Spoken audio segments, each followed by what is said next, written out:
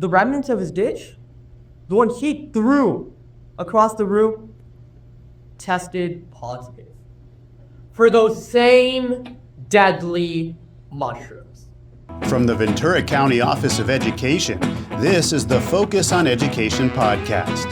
And now here's your host, Ventura County Superintendent of Schools, Dr. Cesar Morales. Every year, local students have an incredible opportunity to learn about the legal system by competing in the Ventura County mock trial. They take on the roles of participants in a fictional trial that unfolds in real courtrooms with actual judges presiding. I'm very proud that my office provides this chance for students to learn while having fun, but we couldn't do it without my guest today. The Honorable Gilbert Romero is a Ventura County Superior Court judge who has been instrumental in making our mock trial one of the best in the state. Judge Romero, thank you for being here. Thank you, Dr. Morales. I appreciate you inviting me. Thank you for coming to our show. And definitely, we have a list of questions. We're so honored that you're here with us, and we'll just dive right in. How did you first get involved with mock trial? I've probably been involved with mock trial a little over 20 years, and I was a brand new attorney. I didn't participate when I was in high school. I didn't even know about it when I was in high school. But when I started working at the DA's office right after out of law school, a friend of mine who was an attorney, he's retired, he was coaching the Oxnard High School mock trial team, and he invited me to come and check it out. He was trying to recruit me as a coach, and all it took was just one practice, and I fell in love with it, and I've been involved with it in various ways ever since. Well, us in Ventura County can definitely take that attorney that turned you on to mock trial. Let's talk about how mock trial works. What happens in the courtroom during the competition? Well, it's actually a real trial. The different competing schools have a prosecution team and a defense team, and it's always a criminal fact situation every year. So there's a prosecution team and a defense team for every school, and their prosecution team will compete against another school's defense team and another school's defense team against, obviously, another school's prosecution team, and they present a criminal trial just like I did when I was a prosecutor. If you're on the prosecution side, you've got to call, your witnesses, you've got to make an opening and closing argument, you do your questioning, respond to objections, make objections. It's a real trial. That sounds like it comes with a lot of preparation. How much work do the students do to prepare for this mock trial activity? Yeah. Honestly, I'm not even sure I know how many hours go into it, and it's, the students, like right now, I help my wife coach a middle school team, and the fact pattern comes out sometime in late August, early September, and the competition is usually in late February. So we're working all of those months. We meet with our kids twice a week, and then sometimes as we get closer to the competition during the weekends. And that's just the scheduled practice hours. I know our students work on their own at home, on their own activities. They work on their own parts. They work with their parents, help them prepare. So honestly, I couldn't tell you how many hours, but I'm willing to bet just on our team, probably thousands of hours go into it. Wow, so being part of a mock trial team is just as much time as folks are putting into an athletic team, and being part of a team, you got to practice, prepare in a continuous manner to keep getting better. Yeah, my wife refers to it as an intellectual sport, so yes. Yeah, definitely. What types of fictional cases are the focus of the trial? Well, like I said, it's always a criminal trial.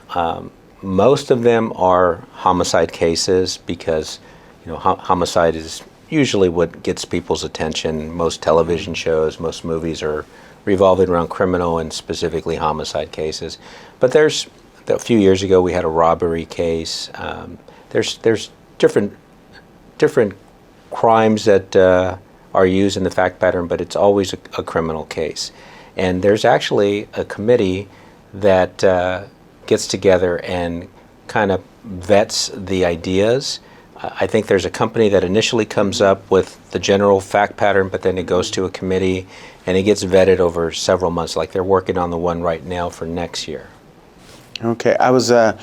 Have you been part of putting together those fictional cases? No, I haven't, but I know Justice Steve Perrin, who, when he was a judge here at the Superior Court, started the Ventura County Mock Trial Program. He's a part of that program, or that committee.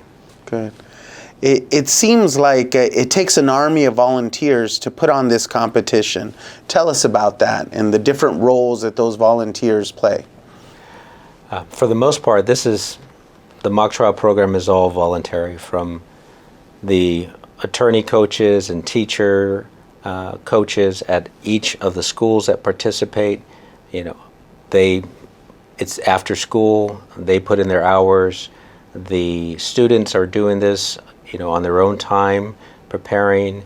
During the actual competition, it all runs on volunteer. The attorneys and my colleagues, judges who volunteer their time to come in and preside and score over the mock trial, it's all volunteers. So that's the heart and soul of the program. What do you feel students get from this experience? Well, that's an interesting question. I do not know of any other extracurricular activity that teaches students the public speaking, the critical thinking, critical reasoning skills that mock trial provides. And I know sometimes people say, this should be for kids who are interested in the legal field, going into the legal field, but I think those skills that they develop, regardless of what career path they choose, is going to serve them well. They're working as a team, they're working individually, they're standing up and giving opening statements and closing arguments, and it's just that's why I do the program, just to see the kids develop. Yeah. That's great. Do you have any specific stories of students who were inspired to pursue legal careers because of mock trial?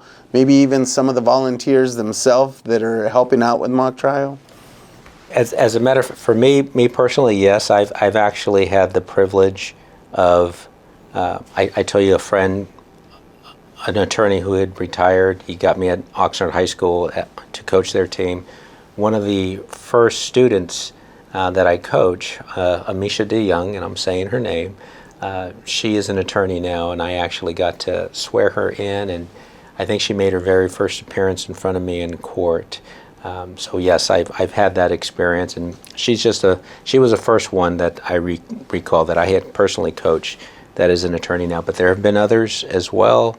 But like I said, I've had former students reach out to me, and they're pharmacists and dentists and doctors, so it's not just law, but yes, there are some people that stick with it and stick with the law. Well, that's awesome. Anytime you're part of the inspiration and part of a journey of a student's success, it's just beautiful, and it gives us a potential follow-up show in the coming months. Mock trial has typically been for high school students, but 4 years ago, we added a middle school division in Ventura County. How significant is that for us? Significant in many ways, because as the program grows, we need more volunteers. Mm-hmm. So we need more people to generously give of their time to make the program or keep it the success it is. And the middle school students, if you watch them perform, I think you would be so impressed and hard to believe that there are 11 and 12 and 13-year-old kids who stand up and put on a trial. It is pretty amazing. The difference between the high school mock trial competition and the middle school is there's no pre-trial motion, so they took that out for the middle school students, which I think is a good idea. It lets the teachers and coaches focus on the actual trial itself. But those middle school students, a lot of those middle school teams would do very well competing at the high school level. Oh, wow. That's great to hear. And I've always said we're building up our middle school program so that we can maintain ourselves as a high school powerhouse in the mock trial division. I agree, and I think adding the middle school division here in our county, and we're one of the few counties, thank you, Dr. Morales, for making that happen. It's going to do so many wonderful things for the students, as I'm sure you know.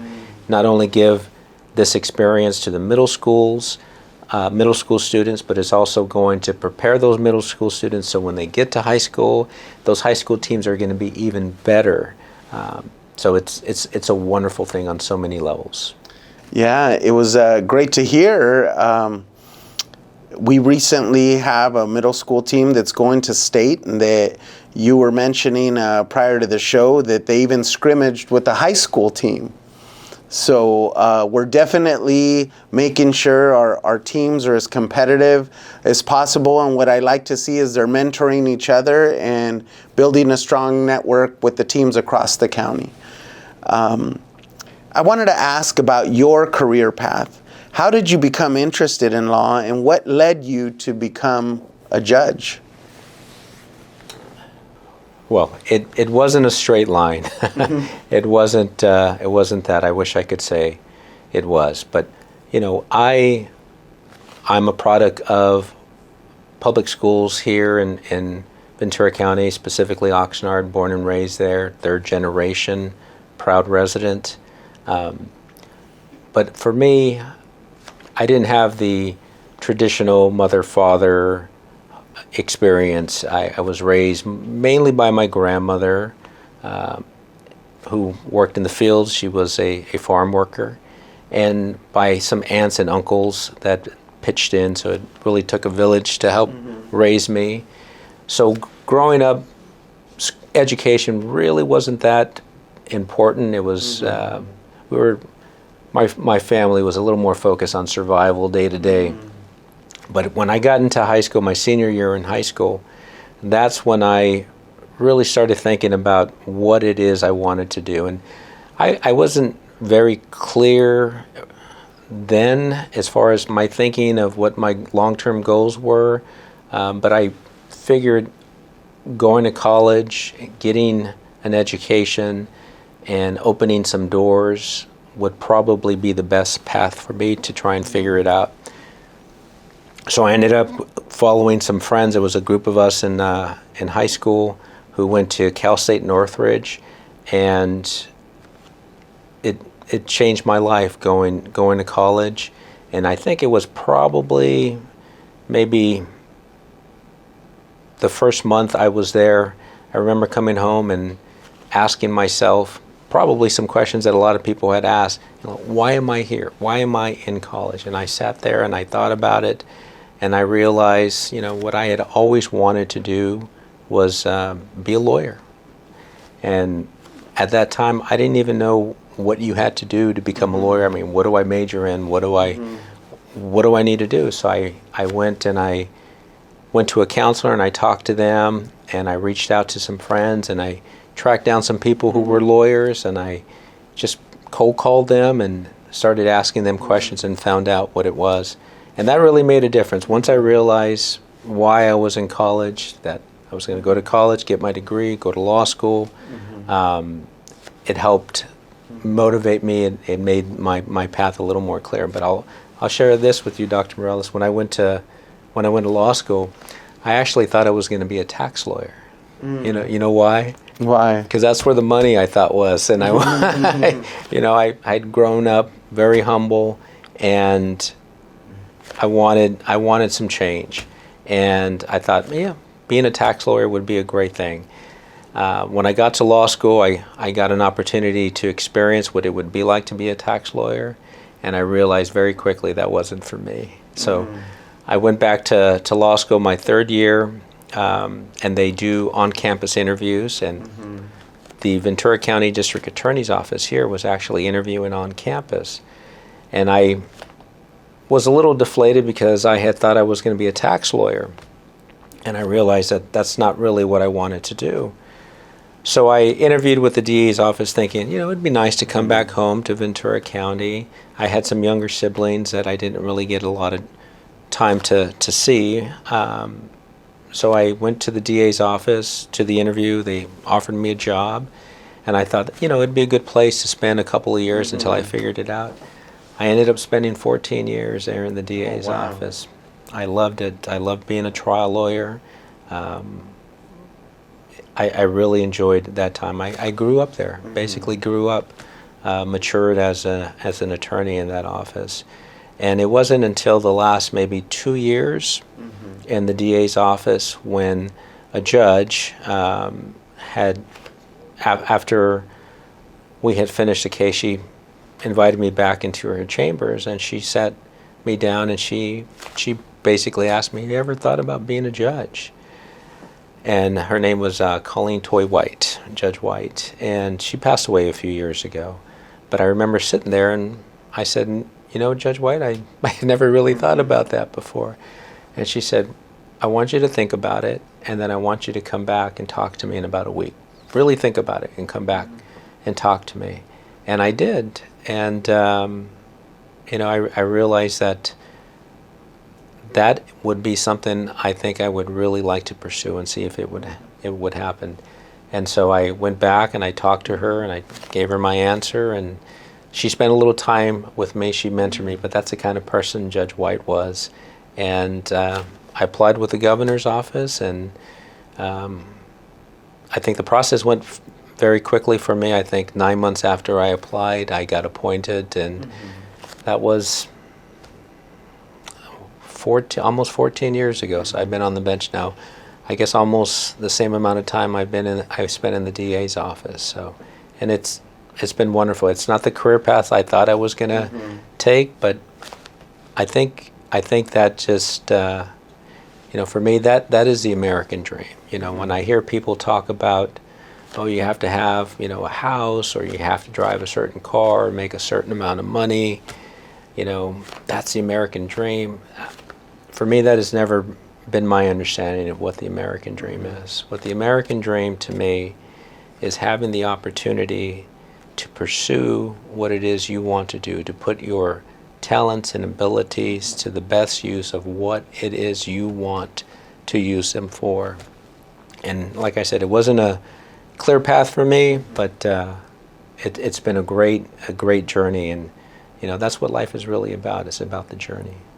What a great story and inspiration, and it's definitely possible for all of our students in Ventura County if they stay focused and work hard, and definitely accept guidance from mentors that, like you sought out. That's great. Thank you for sharing your personal story with us so that many can benefit from it. Finally, what message do you have for our local schools that aren't yet participating in mock trial? The message is very short and sweet. You gotta participate. I'm not gonna sugarcoat it. It takes a lot of time. It takes a lot of effort. I remember putting the team together that me and my wife coach at our kids' middle school. It took a lot of time. It took a lot of effort. But once you do, and you see the fruit of that effort, you see how the students that participate, how they just benefit, how they just get so much out of it. That's what kind of keeps the momentum going. Because I'll be honest, there's some times where I'm tired. Like today, after tonight, we have mock trial practice as we get ready for the state competition. And then after that, we got to come back for science fair. But once I get into practice mode and I walk into the practice room and I see the look in the eyes of our students, they want to learn, they want to get better. It pushes you. So that's really why we do mock trial. We do it to enrich and benefit the students, and it kind of feeds off of each other. So my advice is to do it. Don't be daunted by the not knowing, reach out.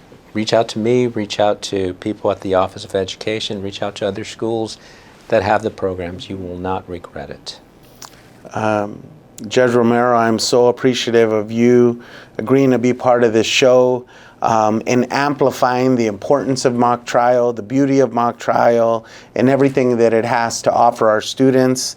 Definite appreciation for everyone that volunteers, especially you that really are a beacon of energy for a lot of the volunteers that make the mock trial program possible.